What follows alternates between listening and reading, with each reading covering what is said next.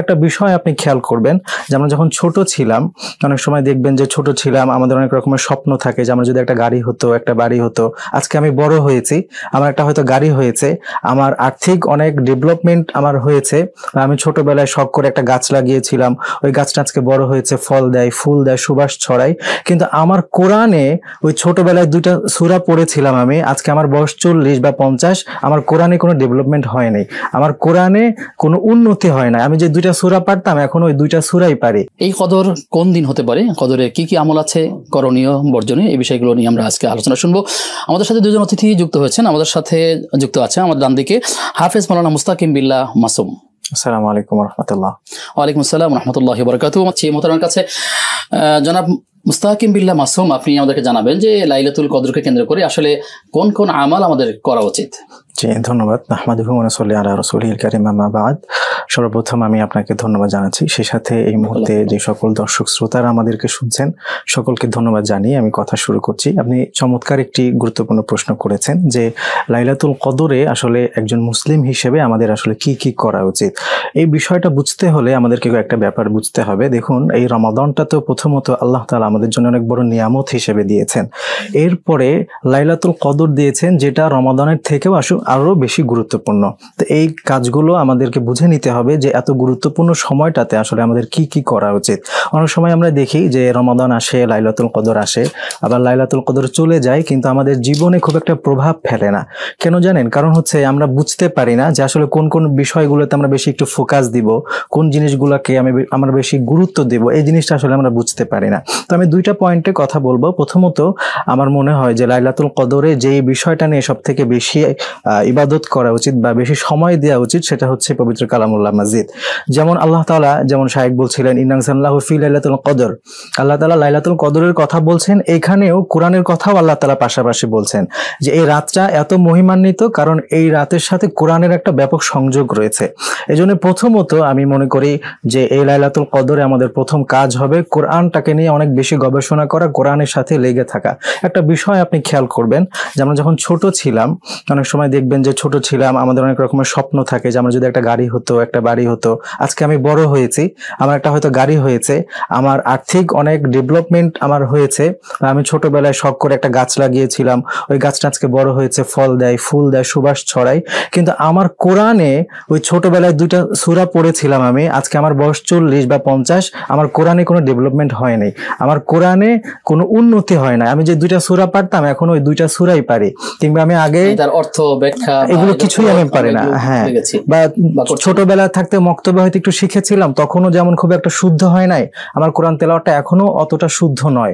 অথচ আল্লাহ তাআলা, কিংবা আমি আগে তার অর্থ ব্যাখ্যা এগুলো কিছুই আমি পারি না। হ্যাঁ, বা ছোটবেলা থাকতে মক্তবে হয়তো একটু শিখেছিলাম, তখনও যেমন খুব একটা শুদ্ধ হয় নাই, আমার কোরআন তেলাওয়াতটা এখনো অতটা শুদ্ধ নয়। অথচ আল্লাহ তাআলা এই কোরআনের মধ্যে কি বার্তা দিয়েছেন, এই জিনিসগুলো কিন্তু আমাদের অনেক বেশি জানার দরকার। আজকে আমরা এটা জানি না বিধায় আমাদের আজকে এত চারিত্রিক অধপতন। এই যে আপনি দেখছেন আমাদের দেশের কি পরিস্থিতি, আমাদের যে চারিত্রিক অধপতন, এটা একটা বড় কারণ হচ্ছে কোরআনের সাথে আমাদের সংযোগ না থাকা। আমি যদি আপনাকে একটু এক্সাম্পল দেই, মনে করেন যে আমি নামাজে দাঁড়ালাম, ইমাম সাহেব পড়ছেন ওয়াইলুল লিল মুতাফফিফিন, আমরা এটা শুনলাম, চলে আসলাম, আমি ব্যবসা করি, আমি ব্যবসায় মাপে কম দিচ্ছি, কিন্তু আল্লাহ তাআলার সূরা মাত্র আমি শুনে আসলাম যেখানে আল্লাহ তাআলা বলছেন যে যারা ওজনে কম দেয় তাদের জন্য ভয়ানক শাস্তি রয়েছে।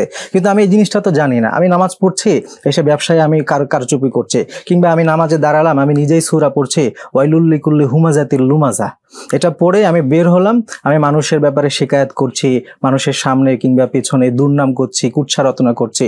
কিন্তু আমি আমরা মাত্রই পড়ে আসলাম যে ওয়াইলুল লিকুল্লি হুমাজাতিল লুমাজা, যার অর্থই হচ্ছে আল্লাহ তাআলা বলছেন যারা সামনে কিংবা পেছনে মানুষের দোষ রটনা করে তাদের জন্য ভয়ানক শাস্তি রয়েছে। এই বিষয়গুলো আমরা পড়ছি প্রতিনিয়ত, কিন্তু এই বিষয়গুলো অর্থ না বোঝার কারণে আমরা এটা আমাদের লাইফে সেট করতে পারছি না। আরো মজার একটা ব্যাপার আপনাকে বলি, আমরা যখন সূরা ফাতিহাটা পড়ি শেষে গিয়ে আমরা একটা দোয়া করি যে গায়রিল মাগদুবি আলাইহিম ওয়ালাদ-দাল্লিন।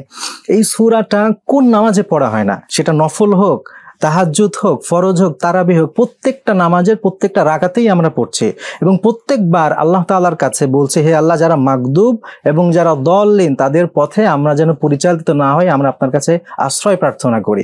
আমরা একটা বিষয় আশ্রয় প্রার্থনা করছি প্রত্যেকটা মুহূর্তে, প্রত্যেকটা নামাজে, কিন্তু কে মাগদুব, কে দললেন বা তাদের কি অপরাধ ছিল, কি কারণে তারা মাগদুব হয়েছে, কেন আমরা তাদের পথে চলতে চাই না, এই বিষয়গুলো কিন্তু আমাদের কোনো ধারণাই নেই, যার কারণে আজকে আমাদের এই অধঃপতন। এই জন্য আমি মনে করি যে লাইলাতুল কদরের এই চমৎকার রজনী সেটা 27 যে হবে বিষয়টা এমন নয়, যেমন শাহ কিছুক্ষণ আগেও বললেন শেষ 10 দিনের যে কোনো বেজোর রাতেই হতে পারে।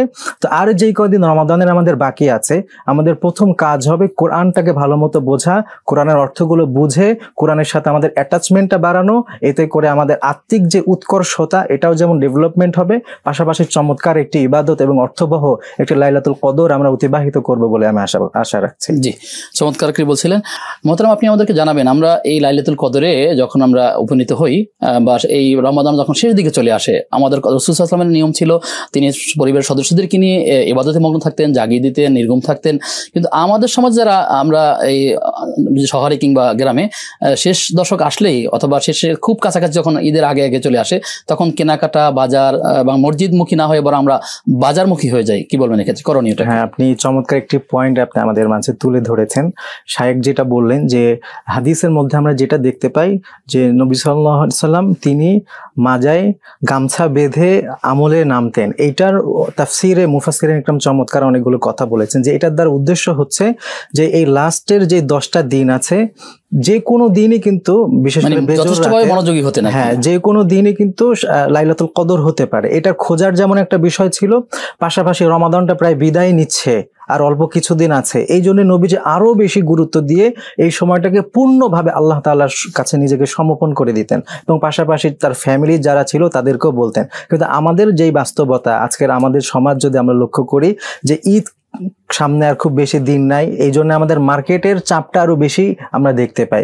এটা কিন্তু একজন মুমিন মুসলমানের কাজ হতে পারে না। এই জন্য আমরা যে পরামর্শটা দিব যে আমাদের অবশ্যই আমাদের জীবনে চলার পথে এগুলোরও প্রয়োজন আছে, শপিং এর প্রয়োজন আছে।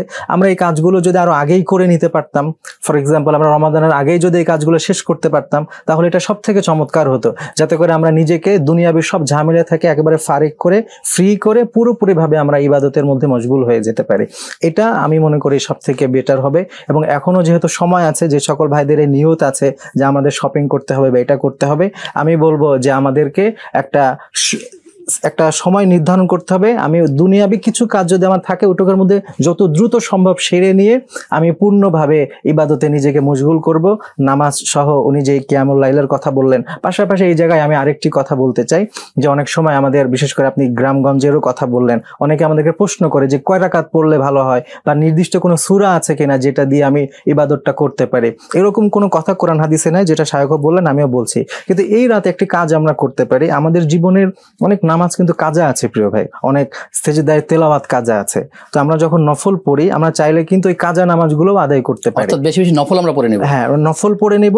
পাশাপাশি আমার জীবনে যে কাজা নামাজগুলো হয়ে গেছে আমি সেইগুলো এই সময়টাতে বেশি বেশি আদায় করলাম। তাহলে আমার এক তো নামাজের মধ্যেও আমি কাটালাম, কিয়ামুল লাইলও আমার হলো, পাশাপাশি আমার যে কাজা নামাজগুলো ছিল ওইগুলো একটু একটু করে আমার জীবন থেকে রিমুভ হতে লাগলো। আমি মনে করি এটি খুব অত্যন্ত চমৎকার একটা আমল হবে ইনশাআল্লাহ। জি ইনশাআল্লাহ তাআলা।